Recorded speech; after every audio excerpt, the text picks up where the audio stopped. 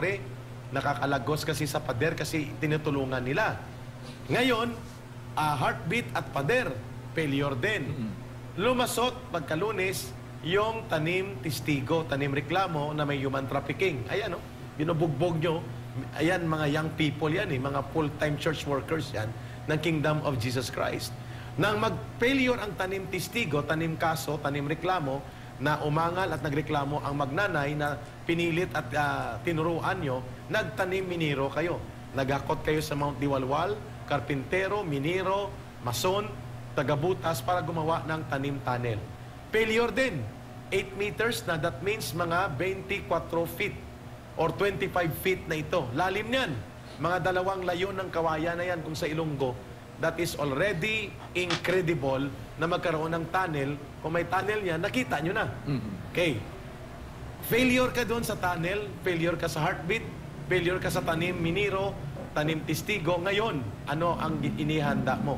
Dahil pupunta ang Senate Committee on Justice at iba pa mga senador mag-imbestiga at titingnan ang ginagawa ninyong mga illegal at kriminal na mga acts, magtatanim crime scene. Kaya ito na. Kanina may mga binibitbit kayo. Ano yan? Bomba? Ano yan?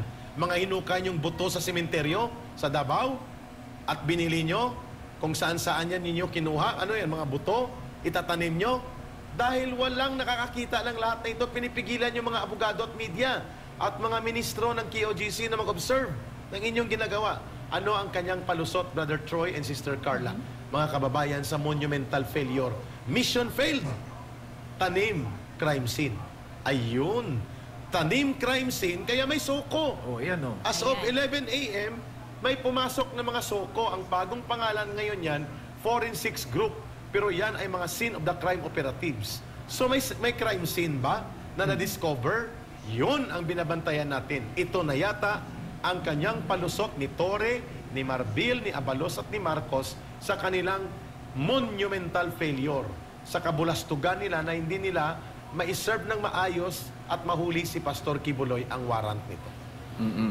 Kaya nga naman, General Torre, sana aminin mo na lang kasi napalpak talaga ang operasyon mo sa KOJC para mapalaya na yung mga kasamahan mong mga pulis na nahihirapan na rin sa pinaggagawa mo dyan mismo.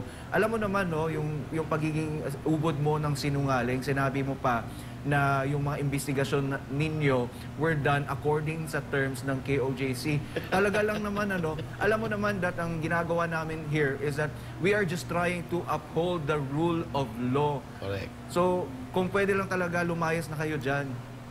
Ito, Carla, may pumasok dito. Eric, sabi kay Brother Troy at then kay Carla, it is now valid to call on the police to arrest Torre so that he will be subjected to summary proceedings dahil wala na siya sa bastong katinuan. The police must not allow itong tanim crime scene. Otherwise, they will become total criminal organization. So, sa mga kababayan natin, I agree to that call ng mga netizens. Ako personally, I agree. You arrest Torre at kapag nag-resist, disarmahan siya, pati po si Patay tsaka si Marantan, kung sila po, libo-libo kayo, 3 lang naman sila eh. That will not be mutiny. What is that? You are saving the integrity of the police organization. So, aristuhin nyo na po si Torre. Colonel Patay and Marantan, stand with the people in the police. Ang inyong mga pagkakasala sa nakaraan ay malilinis yan kapag pinatigil nyo ang kabaliwan ng overall commander nyo dyan na si Torre. At isunod na aristuhin si Marbil upang mapatalsik ang mga ito. We're calling on the sensible and morally upright generals of the PNP. Aristuhin nyo na si Marbil. Aristuhin nyo si Torre bago pa lumala at tawagin kayong criminal and terrorist police ng Marcos government. Malubha na po ito. Tanim crime scene na po ito ang patutunguhan nito at tayo ay nananawagan sa mga police on the ground. There are 3,000 to 4,000 of you. Arrest Torre and put a stop to this madness and subject him immediately to prison. Tanggalin sa pagkapulis ito at ipailalim ito sa psychological support sapagkat nababaliw na po itong taong ang pangalan niya ay Nicolas Torre III.